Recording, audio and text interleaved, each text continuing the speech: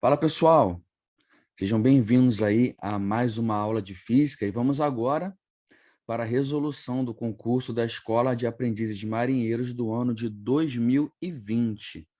A primeira questão já está na tela, então vamos lá, vamos resolver, né?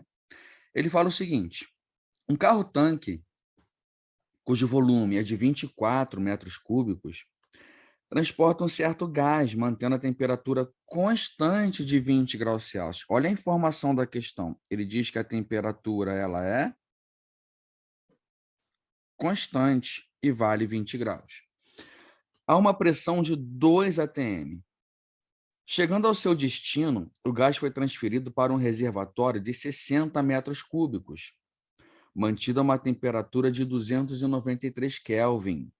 Assim, é correto afirmar que, meus amigos, olha só, nas opções, você observa que ele coloca, por exemplo, o tipo de transformação que esse gás está sofrendo, não é? Então, quando a gente fez a leitura, foi dito o seguinte, que nessa transformação, a temperatura do gás ela se manteve constante. Se a temperatura é constante, isso quer dizer que o gás sofreu uma transformação do tipo isotérmica. Está vendo aí? Recapitulando, uma transformação isotérmica é aquela transformação onde a temperatura do gás ela é constante. Então, rapidamente, nós já temos um gabarito.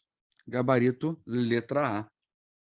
Vamos aproveitar, vamos revisar as transformações sofridas por um gás, né? Vamos colocar aqui as transformações, elas podem ser as seguintes. São 3 tipos. A gente pode ter uma transformação do tipo isobárica. Podemos ter uma transformação do tipo isovolumétrica e uma transformação do tipo isotérmica.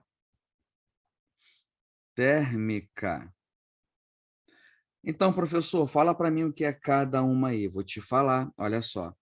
Primeira coisa, iso quer dizer igual, ok?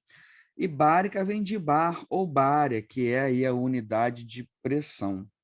Então, quando eu falo isobárica, eu estou dizendo que é pressão igual. Logo, eu estou dizendo que a pressão ela é constante. Percebe? Aí, quando eu coloco isovolumétrica, volume igual, ou seja, eu estou dizendo que o volume ele é constante. E quando eu coloco isotérmica, temperatura igual, logo estou dizendo que a temperatura ela é constante. Beleza? Então, uma questão muito simples aí, né? Já foi resolvida, nosso gabarito letra A. Vamos seguir para a questão número 2. Questão número 2. É dito o seguinte: um forno capaz de fornecer 3.000 calorias por minuto, então, olha só, ele diz para a gente a potência, né? A potência desse forno são 3.000 calorias por minuto. É utilizado para derreter metal. Deseja-se utilizar esse forno para derreter uma peça de alumínio de massa 300 gramas, cuja temperatura de fusão é 660 graus Celsius. A peça de alumínio é colocada no forno com uma temperatura inicial de 30 graus Celsius. O tempo mínimo necessário para o derretimento completo da peça de alumínio, desprezando quaisquer perdas de energia, será de... Então, vamos lá. Olha só, gente.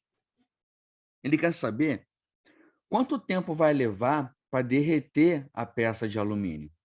Detalhe, a temperatura de fusão, como a questão falou, ela é de 660 graus Celsius. Ou seja, essa peça de alumínio, esse metal, ele precisa chegar até 660 graus Celsius para que ele possa derreter, para que ele possa sofrer fusão.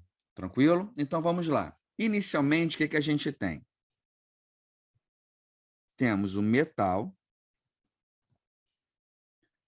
a uma temperatura de 30 graus Celsius. Sendo que, para derreter, é necessário que esse metal chegue até a temperatura de 660 graus Celsius. Ok? Aqui, meus amigos, nós ainda temos metal. Agora que ele chegou na sua temperatura de fusão, nós vamos mudar o estado físico dele, né? Ou seja, vamos derretê-lo. E nessa mudança de estado físico, a temperatura ela não varia, continua sendo 660 graus Celsius.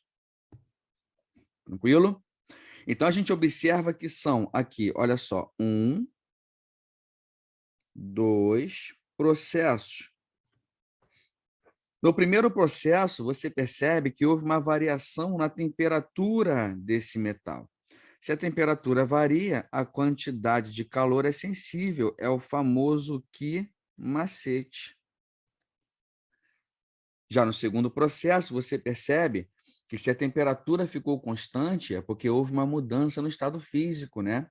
Lembrando que para substâncias comuns, na mudança de estado físico, a temperatura ela permanece constante. Então, aqui é o Q, moleza. Ok? Vamos às substituições. Então, vamos lá. Ele me disse que a massa desse metal, você observa aqui, ó, ela é de 300 gramas, né? Então, vamos colocar aqui a massa de 300 gramas. Você observa aqui que o calor específico desse alumínio é de 0,2 calorias por grama grau Celsius.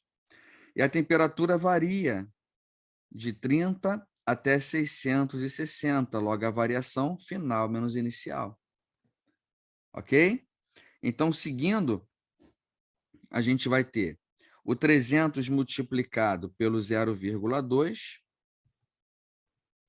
isso multiplicado por 630, que é exatamente o resultado de 660 menos 30. Tranquilo? Até aí tudo bem, né? Resolvendo esse produto, a gente encontra um valor de 37.800 calorias. Então, achamos aqui o calor necessário para fazer esse metal ir de 660, ou melhor dizendo, de 30 até 660 graus Celsius. Seguindo agora para a parte da mudança do estado físico, a gente tem que a massa são 300 gramas e o calor latente de 94 calorias por grama. Essa informação é dita nessa parte da questão. E fazendo o produto entre 330 e 94, a gente chega no valor de 28.200 calorias. Ok? Então, o calor total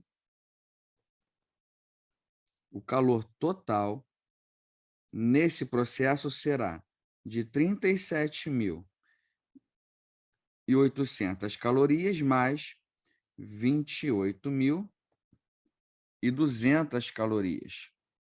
Ok? Isso vai dar para a gente como resultado, no calor total, o valor de 66.000 calorias. Mas lembrando, ele quer que a gente encontre o tempo, não é? Aí você precisa lembrar o seguinte, que a potência, ela é o quê? ela é o calor sobre o tempo. E ele me deu a potência como sendo 3.000 calorias por minuto. Então, aqui eu tenho 3.000, o calor, 66.000, isso dividido pelo tempo. Posso cortar esses zeros, né? Vamos fazer o corte aqui. 0, 0, 0, 0, 0, 0. Então, eu tenho que o ΔT, ele vai ser o 66 dividido pelo 3, o que vai me dar 22 minutos. Beleza? Então, nossa questão está resolvida. 22 minutos, observando as opções, você encontra isso na alternativa C. 22 minutos. Beleza? Então, uma questãozinha interessante, né, do concurso. Uma questãozinha que eu diria que, fazendo para efeito de comparação com questões da própria prova, uma questão fora da curva, né? Porque bastante conta, nívelzinho um pouquinho acima aí do concurso da EAN. Vamos lá, vamos resolver agora a questão número 3. Em um laboratório de eletricidade é construído um circuito utilizando-se uma bateria de 12 volts. Você observa essa bateria bem aqui, 12 volts. Um amperímetro e vários resistores, conforme mostrado na figura a seguir. Considerando esse amperímetro como sendo ideal, o valor da corrente indicada no amperímetro é quanto? Meus amigos, primeira coisa aqui que a gente precisa fazer é o seguinte. Precisamos descobrir qual é o valor de corrente que vai rodar por esse circuito, ok? Para isso, a gente precisa fazer o REC, né? A resistência equivalente. Então, vamos lá fazer esse REC. Observe aqui o seguinte. Nesse ramo de trás aqui, ó, nós temos 1 e 1 em série. E o REC deles dois vai dar para a gente 2 ohms. Só você somar 1 mais 1, 2 ohms. E esses 2 ohms vão ficar em paralelo com esses dois aqui. E o REC desse 2, vamos colocar aqui, ó, o REC desse 2 ohms, ele será o quê? 2 sobre 2. Por quê, professor? Porque quando você tem resistores com o mesmo valor em paralelo, você repete o valor da resistência deles e divide pela quantidade. A resistência vale 2 ohms, ok? E a gente tem esse e esse, ou seja, dois resistores cuja resistência vale 2 ohms. Tranquilo? Por isso, dividido por 2. Isso aqui vai me dar 1 ohm. Beleza? Então, o nosso circuito, vamos redesenhá-lo aqui, né? Rapidinho, vamos fazer isso. Esse nosso circuito, ele vai ficar da seguinte maneira, observe aqui. Onde nós temos, vamos apagar um pedacinho aqui para colocar a nossa voltagem, né? Vamos botar a nossa bateria aqui. Vamos voltar aqui. Aí nós temos o seguinte, ó. Aqui em cima, uma resistência cujo valor é 1. O REC aqui, recapitulando, ele deu 1 também. Então, aqui nós temos 1. E aqui embaixo nós temos 1. Logo aqui nós temos a nossa bateria, cujo valor é 12 volts.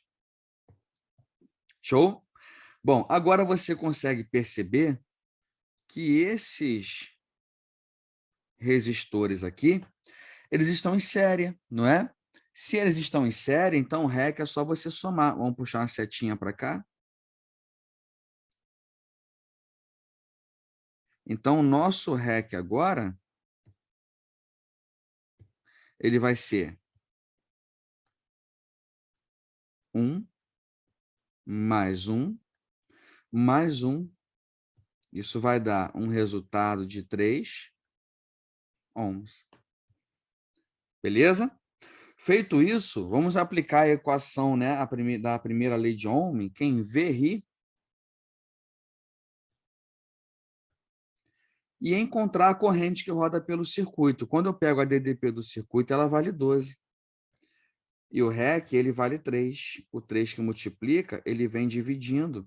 Então, a gente vai ter o 12 dividido pelo 3.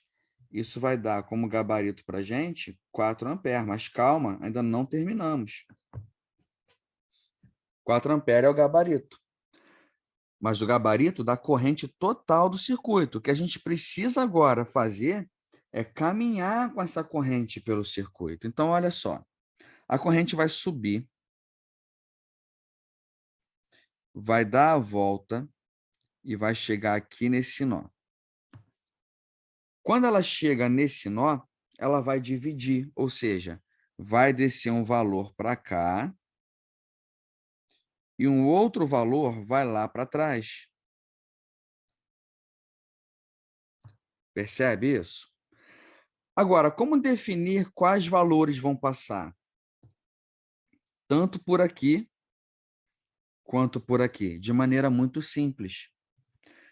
Aqui eu tenho uma resistência cujo valor é 2. Aqui atrás também é 2. Então, são valores iguais. Então, é só você pegar o valor da corrente e dividir por 2. A corrente não vale 4? Né? Então, para cá vai vir 2. E lá para trás vai quanto? 2 também. Como ele quer a corrente que passa pelo amperímetro, observando a minha figura, eu estou percebendo que por ele passam 2 amperes. Então, nosso gabarito, letra B. Beleza? Tudo tranquilo? Então é isso. Vamos seguindo. Questão número 4.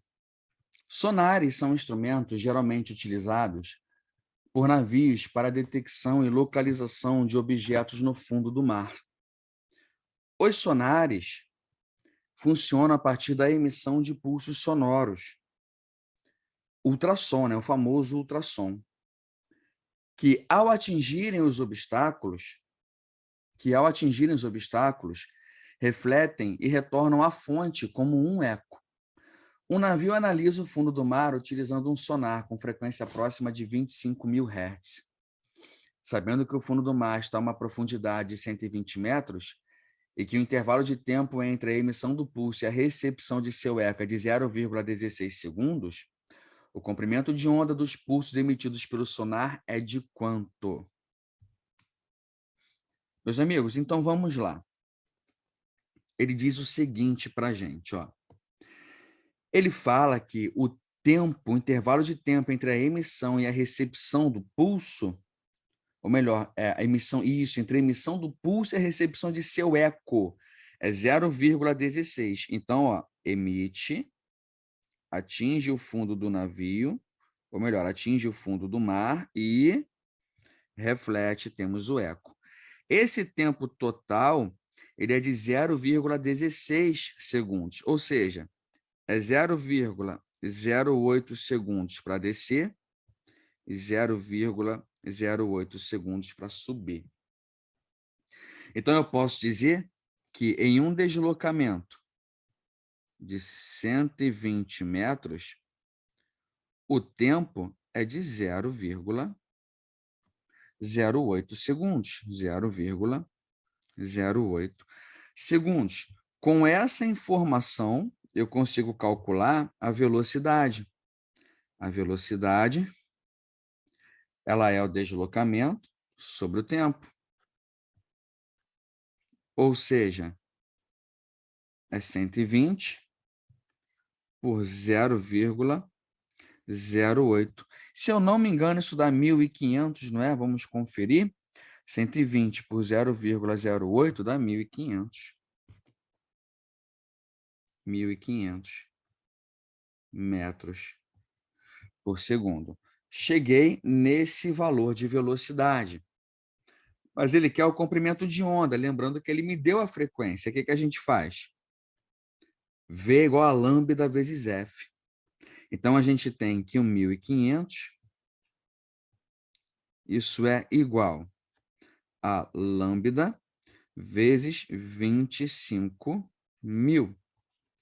Então, nós temos o 1.500, que vai ficar dividido pelo 25.000.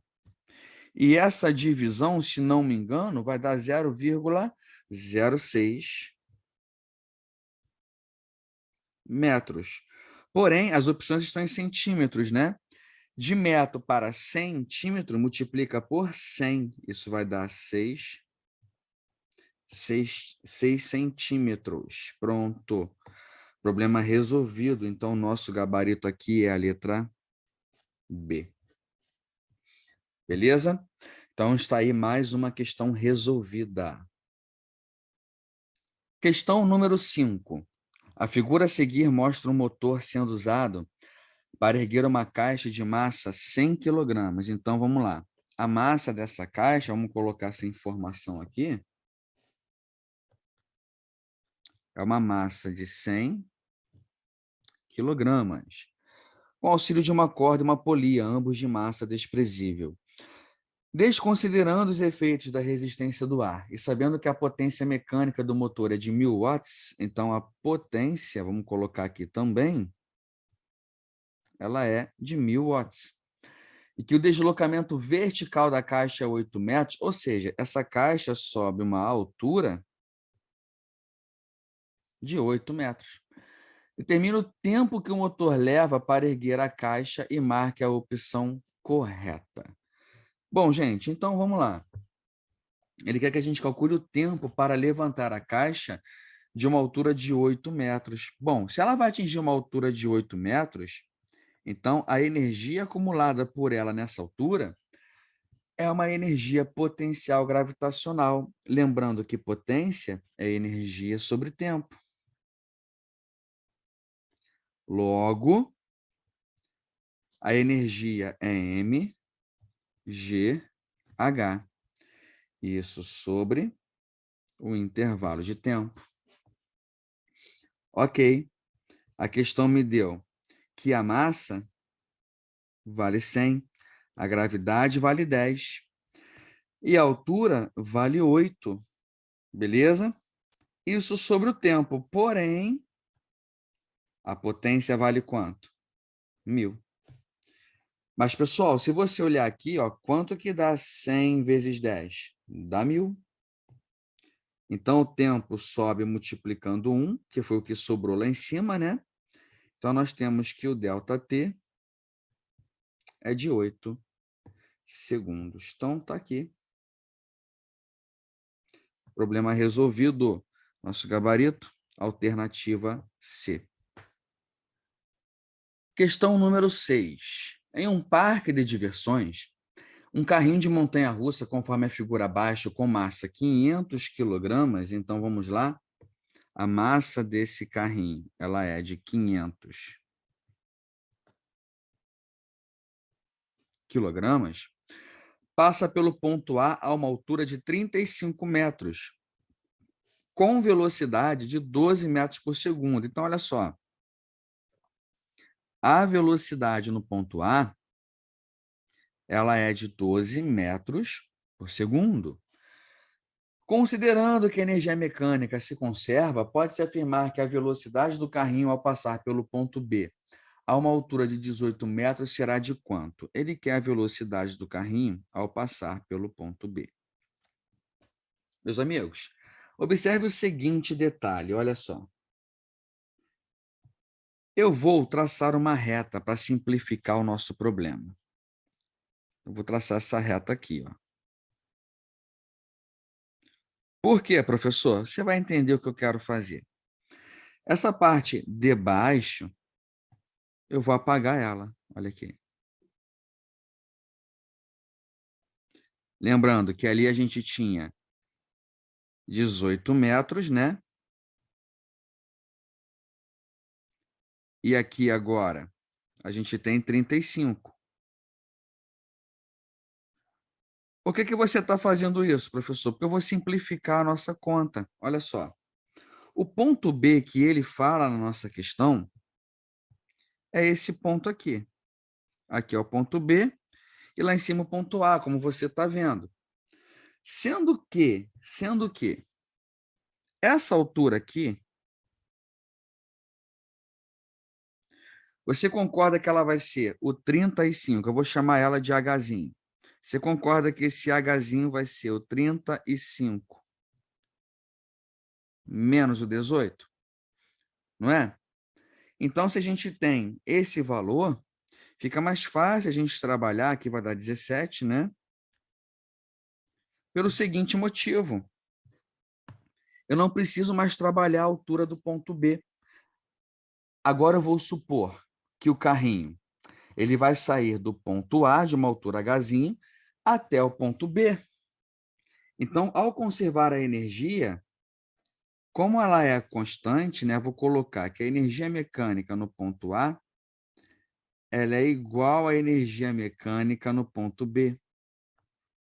No ponto A, quais as formas de energia que a gente tem? Primeiro, tem altura, uma altura Hzinho. Então, nós temos uma energia potencial gravitacional.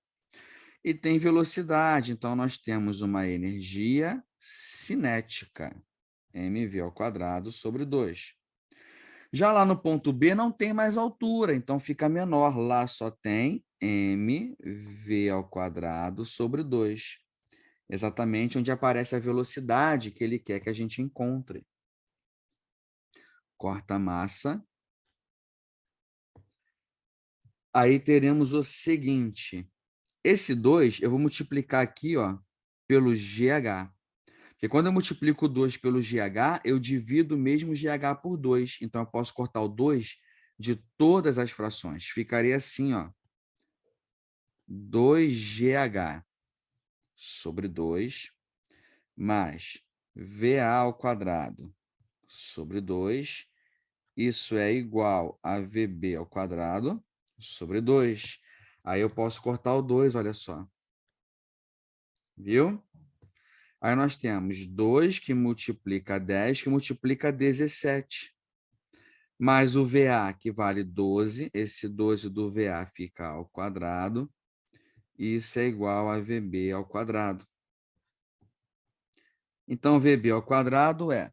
Bom, o 17, se você multiplicar por 20, né, dá 340. Mais 144. Tranquilo aí? Bom, então, somando 340 com 144, isso vai me dar 484. Vamos continuar aqui ao lado.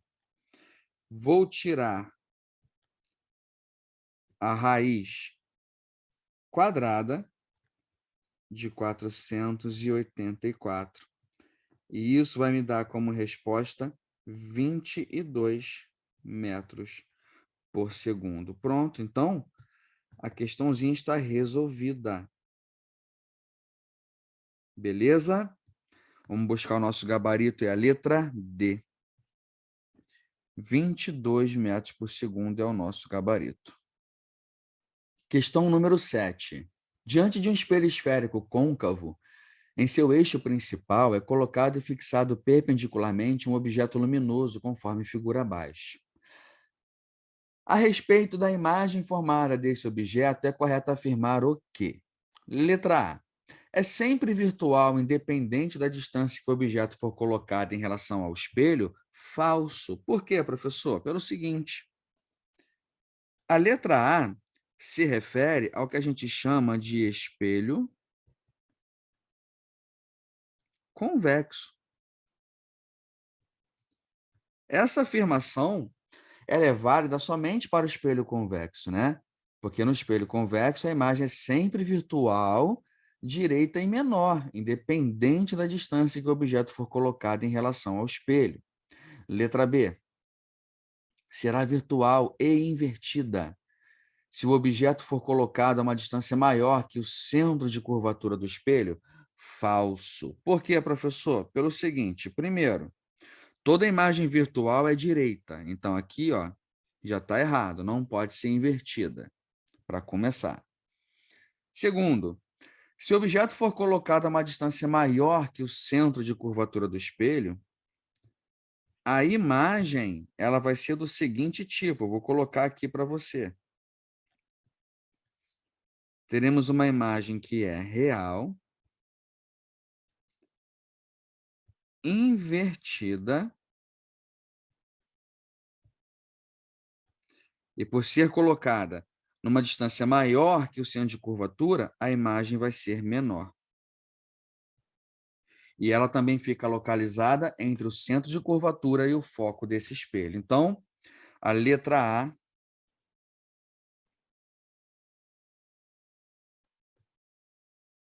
a letra B são falsas. Letra C, virtual e invertida? Não, errado. Se o objeto for colocado a uma distância maior que a distância focal do espelho, falso. Por quê? Primeiro, a imagem virtual não é invertida, ela é direita. E se o objeto for colocado a uma distância maior que a distância focal do espelho, a gente pode ter três tipos de imagens. Primeira, quando estiver atrás do centro, ela é real, invertida e menor. Quando estiver sobre o centro, ela é real, invertida e do mesmo tamanho. Entre o centro e o foco, ela é real, invertida e maior. Então, a letra C está errada. Então, risca a letra C. Letra D, será virtual e invertida? Também já sabemos que não, né? Já sabemos que não.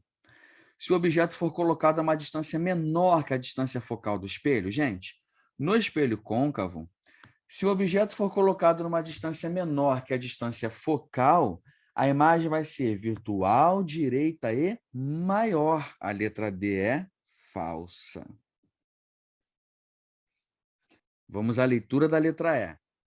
Será real e invertida se o objeto for colocado a uma distância maior que a distância focal do espelho? Verdadeira. Porque, independente da posição que o objeto for colocado, numa distância maior que a distância focal, a imagem será sim real e invertida. Vamos ver os casos? Se o objeto estiver colocado atrás do centro de curvatura, a imagem é real, invertida e menor. Se o objeto for colocado sobre o centro de curvatura, a imagem é real, invertida e do mesmo tamanho que o objeto. E se o objeto for colocado entre o centro e o foco, a imagem será real, invertida e maior. Então, nos três casos, a imagem é real e invertida. Gabarito letra E. Questão número 8. Navios e outras embarcações marítimas costumam usar uma unidade de medida da velocidade chamada nó. Um nó equivale a uma velocidade de aproximadamente 1,85 km por hora. Uma embarcação navegando a uma velocidade constante de 20 nós, durante um tempo de 8 horas, percorrerá uma distância aproximada de quanto? Primeira coisa, vamos pegar essa velocidade de 20 nós e vamos passar para quilômetro por hora, ok? Então, vai ficar o seguinte. Ele diz para a gente que um nó equivale a 1,85 quilômetros por hora. Então, 20 nós equivale a quanto? Então, uma regrinha de 3 simples, né? Nós temos x vezes 1x, isso é igual ao 20, que multiplica 1,85. Esse produto vai dar 37 quilômetros por hora. Agora, ele quer a distância aproximada. Olha, ΔS é igual a V vezes T. Sendo que a velocidade acabamos de encontrar, ela vale 37 e o tempo é de 8 horas. Quando você faz esse produto, 37 vezes 8, você encontra 296 quilômetros para a velocidade. Ok? Então, está aqui o nosso gabarito. Na opção, nós temos a letra B, questão 8 resolvida. Questão número 9. Em certo compartimento, 3 aparelhos elétricos funcionam diariamente. O aparelho A, de 1.200 watts, permanece ligado por 1 hora e 45 minutos. Vamos colocar esse dado aqui. Então, o aparelho A, ele tem 1.200 watts e fica ligado por 1 hora e 45 minutos. Primeira informação. O aparelho B de 1.500 watts, então B tem 1.500 watts, permanece ligado por 1 hora e 20 minutos. Segunda informação. E o aparelho C, que tem 2.000 watts, permanece ligado por 1 hora. Terceira informação. A respeito do consumo dos aparelhos elétricos, é correto afirmar que o aparelho, nas opções, ele mostra A consome mais energia que B, B consome menos que C, A menos que C a mesma energia que A, B a mesma energia que o aparelho A. O que eu vou fazer? Eu vou calcular a energia consumida por cada um dos aparelhos, onde eu faço o seguinte, começando pelo A. Energia, potência, vezes tempo. Logo, a gente vai ter 1.200 que multiplica. Esse tempo total, meus amigos, eu vou colocá-lo em minutos, ok? 1 hora tem 60 minutos. Se você somar com 45, isso vai dar 105 minutos. Então, vou colocar aqui 105 minutos. Isso vai me dar 126.000 watts vezes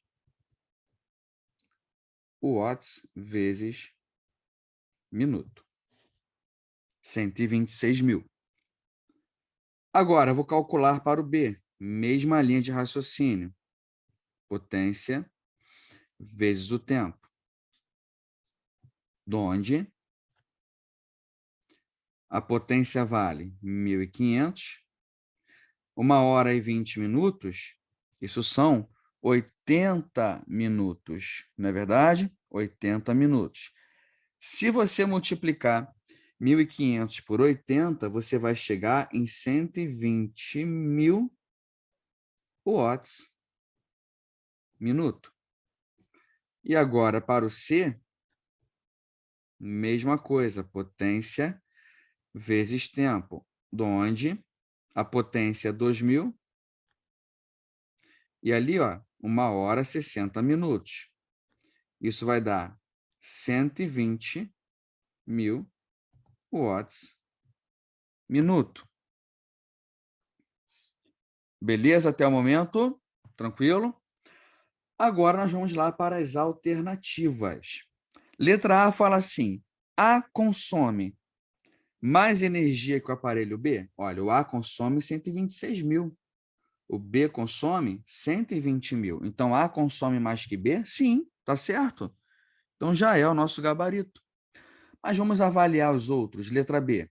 B consome menos energia que C? Errado, porque a energia que B consome é a mesma energia que o C consome. Então, essa alternativa está errada. Letra C. A consome menos energia que o aparelho C? Pelo contrário, A consome mais energia que o aparelho C. C consome a mesma energia que o aparelho A? Errado, porque C consome menos energia que o aparelho A. Letra E. B consome a mesma energia que o aparelho A? Errado também, porque B consome menos energia que o aparelho A. Gabarito, letra A. Questão número 10. Os ímãs são corpos que geram campo magnético, e as observações de fenômenos relacionados ao magnetismo ocorrem desde a antiga Grécia. Sobre as propriedades dos ímãs, analise as afirmativas a seguir.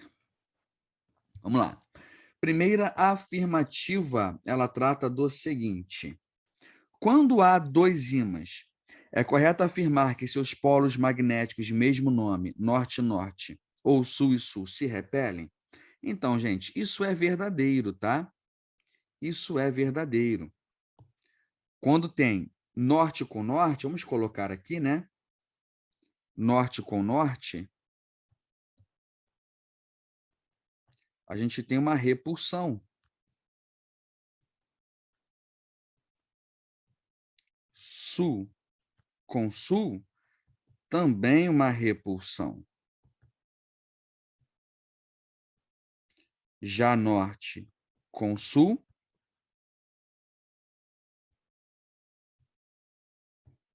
atração. Beleza aí, gente? Tranquilo? Então, essa foi a nossa primeira ideia, né? A primeira afirmativa é uma afirmativa estritamente verdadeira. Ok? Seguindo. Quando o ímã é dividido ao meio, quando o ímã é dividido ao meio, obtém-se dois outros ímãs, cada um com seus próprios polo norte e polo sul. Olha o que ele fala, que quando é dividido ao meio, que obtém-se dois outros ímãs, cada ímã com seu próprio norte e o seu próprio sul. Vamos lá, pessoal, vamos dividir esse ímã, vou dividir esse ímã. E quando eu divido, eu formo dois novos ímãs, tá? Então, aqui eu vou formar um novo ímã. E aqui eu vou formar também um novo ímã. E cada um desses ímãs terá o seu próprio polo norte e sim o seu próprio polo sul. Então, vamos colocar aqui, ó, esse ímã. Vamos dizer que esse aqui é o polo sul e esse aqui é o polo norte. Então, aqui eu tenho um polo sul, beleza? E do outro lado aqui, o polo norte. A mesma coisa aqui. Aqui eu tenho, ó, então aqui o norte está para a direita, então aqui a gente vai ter o polo norte e aqui no outro o polo sul também, cada um com o seu, né? Exatamente como foi dito na alternativa, aqui norte e aqui sul. Tranquilo? Então essa alternativa ela é verdadeira. 3. Em um ímã existem cargas magnéticas? Não, cargas magnéticas não, isso não existe. Positivas e negativas separadas por uma distância igual ao comprimento do ímã. Falso. Falso. Ok? Únicas corretas 1 e 2. Isso está na alternativa D. Apenas as afirmativas 1 e 2 são verdadeiras. Beleza? Então, gente, está resolvida aí a prova de 2020 da Escola de Aprendizes Marinheiros. Tranquilo? Se você procurar no canal, você também vai achar as outras provas resolvidas. Beleza, gente? Qualquer coisa, peço a você que me siga lá no Instagram. Vamos colocar aqui, _ projeto física, _. Ok? Espero que eu tenha ajudado vocês com a solução. Estudem que a aprovação é consequência. Valeu, gente? Então, até a próxima aí. Muito obrigado. Fiquem com Deus. Tchau, tchau.